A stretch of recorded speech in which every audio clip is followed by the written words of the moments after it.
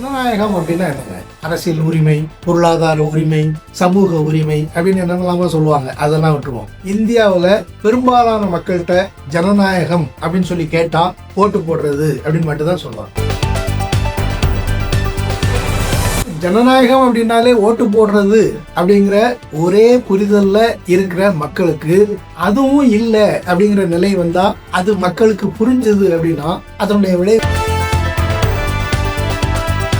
எதிர்கட்சி தலைவர் ராகுல் காந்தி கடந்த முறை ஓச்சோரி அப்படிங்கிற பேர்ல ஒரு பிரஸ் மீட் நடத்தினாரு.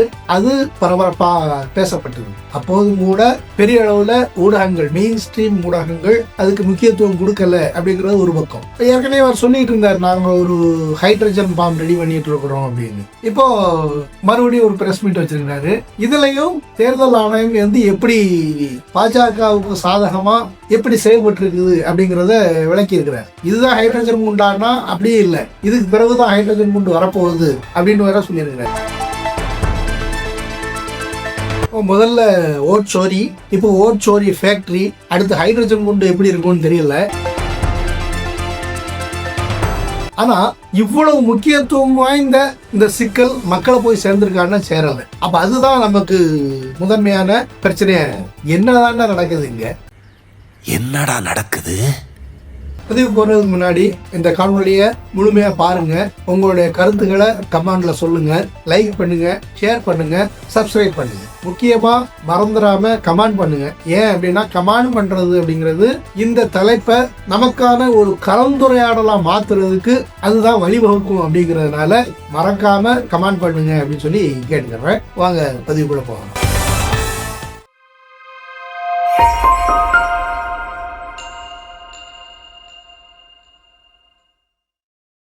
ராகுல் காந்தி மறுபடியும் பிரஸ் மீட் வச்சிருக்காருங்க. அந்த பிரஸ் மீட்ல தான் ஓட்சோரி ஃபேக்டரி அப்படிங்கிற ஒரு சொல்லின் மூலம் இந்த திருட்டினுடைய அடுத்த பகுதியை அம்பலப்படுத்திருக்கிறார். கடந்த முறை அவர் ஒரு தொகுதி எடுத்துட்ட மாதிரி இந்த முறை அவர் 2 தொகுதி எடுத்திருக்கிறாரு. கர்நாடகாவில் அலண்ட் அப்படிங்கிற தொகுதியையும் மகாராஷ்டிராவில் ரஜுரா அப்படிங்கிற தொகுதியையும் எடுத்திருக்கிறார். இந்த 2 தொகுதியிலையும் 6000க்கும் மேற்பட்ட வாக்காளர்கள் முறையற்ற முறையில் நீக்கப்பட்டிருக்கிறாங்க, முறையற்ற முறையில் சேர்க்கப்பட்டிருக்கிறாங்க. இந்த 2ம் எப்படி நடந்தது அப்படிங்கிறத அவர் விவரிச்சு சொல்லியிருக்கிறார். அதுக்குள்ள நம்ம விரிவா போக வேண்டியதில்லை, ஏன்னா பெரும்பாலானவர் அந்த காணொலியை வந்து பார்த்திருப்பீங்க. அவங்க குறிப்பா எதிர்கட்சிகள், காங்கிரஸ் கட்சி எந்தெந்த தொகுதிகள் எல்லாம் அதிக வாக்கு பெறுறதுக்கு, வெற்றி பெறுறதுக்கு வாய்ப்பு இருக்குதோ அதுல காங்கிரஸ் அதிகம் வாக்குகள் பெறக்கூடிய குறிப்பிட்ட பூத்துகளை தேர்ந்தெடுத்து அதுல முறைகேடான முறையில சாப்ட்வேர்களுடைய துணை கொண்டு போலி சிம் கார்டுகளை தயாரிச்சு உண்மையான வாக்காளர்களுடைய பேர்ல குளோன் சிம் கார்டுகள் மூலம் ஒரு சாப்ட்வேரை பயன்படுத்தி இந்த மாதிரி வாக்காளர்களை சேர்க்கிறதும் வாக்காளர்களை நீக்கிறதும் பண்ணியிருக்கிறாங்க அப்படிங்கறதுதான் ராகுல் காந்தி அதுல விரிவா சொல்லியிருக்கிறார். இது நிச்சயமாக மனிதர்களால உட்கார்ந்து செய்ய முடியாது. ஏன் செய்ய முடியாது அப்படின்னா வெறும் 30 வினாடிகள்ல 2 அப்ளிகேஷனை வந்து ஃபில்அப் பண்ணி அனுப்பியிருக்கிறாங்க. இதெல்லாம் சாத்தியமே கிடையாது. அப்ப இதனுடைய பொருள் என்ன அப்படின்னா இது உள்ளூர் அளவிலான ஒரு முறைகேடு கிடையாது. முழுமையா ஒரு சிஸ்டமேட்டிக்கா இருந்து மிகப்பெரிய அளவுல ஒரு ஃபேக்டரி மாதிரி இதுக்கான சாப்ட்வேர்களை வடிவமைச்சு அதுக்கான ஆட்களை அமர்த்தி அந்த அடிப்படையில திட்டமிட்டு வேலை செஞ்சிருக்கிறாங்க அப்படிங்கிறது தான் அவருடைய அந்த வெளிப்படுத்தல்கள் வந்து நிரூபிக்குது. அதனாலதான் அவர் ஓட்சோரி ஃபேக்டரி அப்படிங்கிற சொல்லாத அதை குறிக்கிறார். இதுல தேர்தல் ஆணையம் வந்து மிக முக்கியமான பாத்திரம் வகிக்குது. இது எப்படி வெளியில வந்தது அப்படின்னா முதல்ல கர்நாடகாவில் உள்ள ஒரு தொகுதியில ஒரு பூத் லெவல் ஆபீசர் அவர் வந்து தன்னுடைய உறவுக்காரர் ஒருவரை இந்த மாதிரி வாக்காளர் பட்டியலிருந்து நீக்கப்பட்டிருக்குது அப்படிங்கிறது தெரிஞ்சுக்கிறாரு. அப்ப ஏன் நீக்கணும் அப்படின்னு சொல்லி சம்பந்தப்பட்ட ஆள்கிட்ட போய் கேட்கிறாரு. இல்லையே, நான் அப்படி நீக்கவும் இல்லை, எனக்கு அது தெரியவும் செய்யாது அப்படின்னு சொல்லியிருக்கிறாரு. உடனே யார் நீக்குறது அப்படிங்கிறத பாக்குறாரு. அதுக்கு ஒரு ஆள் கிடைக்கிறாரு. அந்த ஆளை போய் பாக்குறாரு. அந்த ஆள்கிட்ட கேட்கும் போது எனக்கே அது தெரியாது அப்படின்னு சொல்லியிருக்கிறாரு. அப்போ இந்த நுனியை பிடிச்சிட்டு கிளம்புனா அது மிகப்பெரிய அளவுல உத்தரப்பிரதேசம், மத்திய பிரதேசம், குஜராத் அங்கெல்லாம் நீளுது. ஏன்னா இந்த தொகுதியில் உள்ள இந்த வாக்காளருடைய பேர்ல ஒரு வாக்கு நீக்கணும், சேர்க்கணும் அப்படிங்கிறத வேற வேற மாநிலங்கள்ல இருந்தெல்லாம் வந்து பண்ணியிருக்கிறாங்க. அப்ப இதைத்தான் அவங்க கண்டுபிடிச்சு ஒரு வழக்கா கொடுத்து அந்த வழக்கின் மீது மேல் விவரங்கள் வேணும் அப்படிங்கிறதுக்காக தேர்தல் கமிஷனுக்கு மாறி மாறி மாறி 18 மாசங்களா கடிதத்துக்கு மேல கடிதம் எழுதிக்கிட்டே இருக்கிறாங்க. அவங்க கேட்கிற முதன்மையான விவரங்கள் எதையும் தேர்தல் கமிஷன் கொடுக்க மறுக்குது. அப்படி எதை அவங்க கொடுக்க மறுக்கிறாங்க அப்படின்னா, எந்த சிம் கார்டுல இருந்து எந்த அலோகேஷன்ல இருந்து இந்த தகவல் செய்யப்பட்டிருக்குது அப்படிங்கிறது, அந்த சிம் கார்டு என்ன, அதனுடைய தரவுகள் என்ன அப்படிங்கிறது, எந்த நேரத்துல எந்த இடத்துல இருந்து இதெல்லாம் பண்ணியிருக்கிறாங்க அப்படிங்கிறது, இந்த தகவல்கள்லாம் கொடுங்க அப்படின்னு சொல்லி கேட்கறாங்க. தேர்தல் கமிஷன் 18 மாசமா எதையுமே கண்டுக்கிடாம அமைதியா இருக்கு. அப்ப இதுல முதல் குற்றவாளி யாரு? தேர்தல் கமிஷன் தான். அப்போ அவங்களுக்கு தெரியாம நடந்திருக்க முடியாது அப்படிங்கிறது முதல் விஷயம். ரெண்டாவது விஷயம், 18 மாசங்களா பல முறை கடிதம் எழுதப்பட்டும் அந்த விவரங்களை தர மறுத்திருக்கிறது அப்படிங்கிறது ரெண்டாவது விஷயம். இப்ப இந்த ரெண்டையும் இணைச்சு பாருங்க, தேர்தல் கமிஷனுடைய நடவடிக்கை அப்படிங்கிறது எப்படி இருக்கு. இதுதான் அச்சாணியா இருக்கு. தேர்தல் கமிஷன் அப்படிங்கிறது முறையா நடுநிலைமையா யாரு பக்கமும் சாயாம நின்று தேர்தலை நடத்தி மக்கள் யாருக்கு வாக்களிக்க விரும்புறாங்க அப்படிங்கிறத தொகுத்து எண்ணிக்கை அடிப்படையில சொல்லக்கூடிய பொறுப்பு வாய்ந்த தேர்தல் ஆணையம் மிக தெளிவா திட்டமிட்டு ஒரு கட்சிக்கு சாதகமா நடந்திருக்குது அப்படிங்கிறது இப்ப அம்பலமாயிருக்கு. ஆனாலும் தேர்தல் கமிஷன் என்ன பதில் சொல்லுது? ரொம்ப சாதாரணமா அப்படிலாம் நடக்க முடியாது, அப்படி நடக்கிறதுக்கு வாய்ப்பு இல்லை அப்படின்னு சொல்லி ரொம்ப எளிதா இதை கடந்து போகுது. அப்படி நடக்கிறதுக்கு வாய்ப்பு இல்லை அப்படிங்கிறது தான் ராகுல் காந்தி குறிப்பிடுறாரு. மனித கரங்களால இது நடக்க முடியாது அப்படின்னா அதனுடைய பொருள் என்ன? ஆனா நடந்திருக்குது. அவன் நடந்திருக்குது அப்படின்னா அதனுடைய பொருள் என்ன? அதுக்கு பதில் சொல்ல வேண்டிய பொறுப்பு யாருக்கு? அதை சரி செய்ய வேண்டிய கடமை யாருக்கு இருக்கு? அதுதானே கேள்வி. இப்போ இன்னும் கொஞ்சம் பின்னாடி போவோம். என்ன சிக்கல் அப்படின்னா, தொடக்கத்திலிருந்தே இது படிப்படியா திட்டமிட்டு ஒரு சிஸ்டமேட்டிக்கா செய்யப்பட்டிருக்குது அப்படிங்கறதுதான்.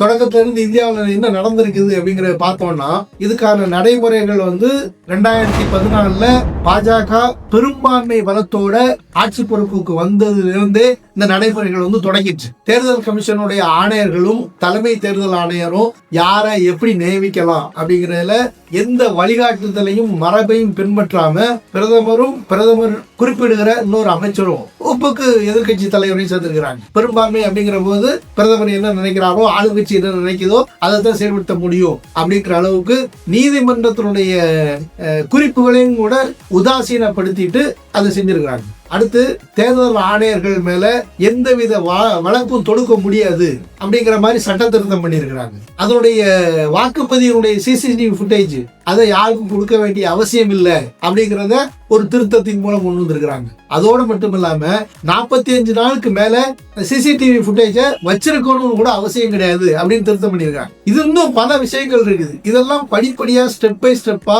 பண்ணிட்டு வந்திருக்கிறாங்க. அதனுடைய விளைவை தான் இப்ப நம்ம பார்த்துட்டு இருக்கோம். இது தேர்தல் ஆணையத்தில் நடந்த விஷயங்கள். தீர்ப்பு மன்றங்கள் அப்படின்னு சொல்லி பார்த்தோம் அப்படின்னா, தீர்ப்பு மன்றங்கள்ல ஏகப்பட்ட, அதாவது தேர்தல் தொடர்பான ஏகப்பட்ட வழக்குகள் நிலுவையில் இருக்குது. முறையா எந்த தீர்ப்பும் சொல்லப்படாம முடக்கப்பட்டிருக்கு. ஏற்கனவே நமக்கு தெரியும், நீதிமன்றங்கள்ல ஒரு வழக்கு வருது அப்படின்னா அது யாருக்கு போகணும் அப்படிங்கிறத தெளிவா தீர்மானிச்சு அவங்கள்ட்ட மட்டும்தான் போகணும் அப்படிங்கிற அடிப்படையில வழக்குகள் நகர்த்தப்பட்டது. இத ஏற்கனவே 5 தீர்ப்புரைஞர்கள் வெளிப்படையா பிரஸ் மீட் வச்சு அறிவிச்சாங்க. இதனுடைய போக்கு சரியில்லை அப்படின்னு. தீர்ப்பு மன்றங்கள்ல இந்த மாதிரி நடந்திருக்குது அப்படின்னா, மறுபக்கம் ஊடகத்துறையும் தொடர்ந்து கட்டுப்பாட்டு எடுக்கப்பட்டு இப்போ பாஜகவுக்கு எதிரான எந்த செய்தியும் வராது அப்படிங்கிற நிலையில நிக்குது. இப்போ ஒரு நாட்டினுடைய எதிர்கட்சி தலைவர் தேர்தலில் இவ்வளவு முறைகள் நடக்குது அப்படின்னு சொல்லி வெளிப்படையா அறிவிக்கிறாரு. இத மெயின் ஸ்ட்ரீம் ஊடகங்கள் பெருசா கண்டுக்கிடவே இல்லை. சமூக ஊடகங்கள் தான் இதை பத்தி பேசிக்கிட்டு எழுதிக்கிட்டு இருக்கிறாங்க. இப்போ இது இந்த மட்டும் இந்தியாவுடைய அளவுல மட்டுமே நிக்கல, சர்வதேச அளவுலையும் தொடர்பு கொண்டதா இருக்கு. அண்மையில அமெரிக்கால ஒபாமாவுடைய தொழில்நுட்ப ஆலோசகராக இருந்த ஒருவர் இந்த மாதிரி ஓட்டிங் மிஷின் கவுண்டிங் இந்த மாதிரியான விஷயங்கள்ல எல்லாம் என்னென்ன மாதிரியான முறைகேடு செய்ய முடியும், இப்படி பண்றது, இந்த மாதிரி சாப்ட்வேர் வச்சு பண்றது, சேர்க்கிறது, நீக்கிறது, இதெல்லாம் தேர்தல் ஆணையம் சாதகமா நடந்துக்கிடுச்சுன்னா என்ன மாதிரி வேணாலும் முடிவுகளை மாற்ற முடியும் அப்படிங்கிறத அவர் வெளிப்படுத்தி சொல்லியிருக்கிறாரு. அதோட மட்டும் இல்லாம இஸ்ரேலை சேர்ந்த ஒரு தொழில்நுட்ப வல்லுநர் அவரு இன்னும் வெளிப்படையா ஒரு ஸ்ட்ரிங் ஆபரேஷன்ல என்ன சொல்லியிருக்கிறாரு அப்படின்னா, உலக அளவுல கிட்டத்தட்ட 30க்கும் மேற்பட்ட நாடுகள்ல இந்த மாதிரி தேர்தல்களை முறைகேடாக மாத்தி வெற்றியை வந்து மாத்தி அறிவிச்சிருக்கிறோம் அப்படிங்கிறத அவரு வெளிப்படுத்தி சொல்லியிருக்கிறார். அந்த 30க்கும் மேற்பட்ட நாடுகள்ல இந்தியா அடக்கமா இல்லையா? இப்படி ஒரு கேள்வி வருதா இல்லையா? இதை தவிர்க்க முடியுமா நம்ம?